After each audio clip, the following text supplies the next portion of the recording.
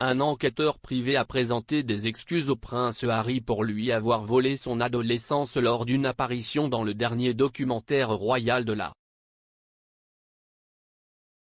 Gavin Burrows, qui prétend avoir travaillé comme détective privé pour le défunt News of the World, a déclaré à la BBC qu'il se sentait mal pour ses actions impitoyables dans les années 2000. S'adressant à Amol Rajan de la BBC dans le premier épisode du diffuseur de Les Princes et la Presse, M.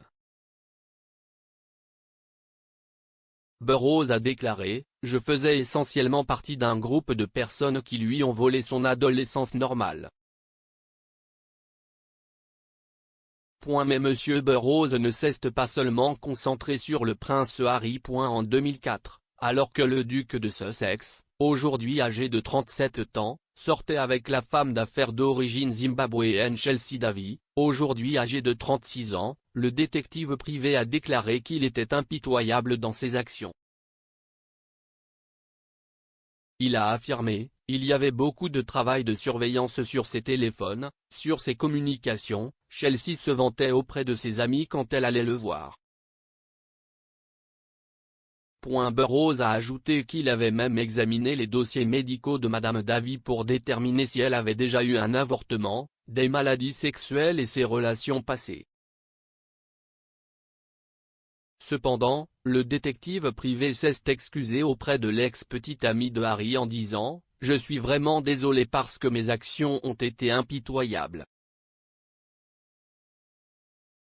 Burrows a poursuivi en expliquant comment la cupidité a joué un rôle important dans son travail de détective privé. « J'étais gourmand, j'étais dans ma cocaïne et je vivais dans un faux état de grandeur », a-t-il déclaré. Le News of the World, le journal Burrows prétend l'avoir embauché, a fermé ses portes en 2011 à la suite des retombées du tristement célèbre scandale de piratage téléphonique. M. Burrows fournit maintenant des preuves juridiques à Harry et à d'autres demandeurs contre l'éditeur du Sun et du News of the World. Newsgroup Newspaper, l'éditeur du Sun et News of the World, conteste fermement les affirmations de M. Burrows. La BBC a contacté Buckingham Palace, Clarence House et Kensington Palace pour commentaires.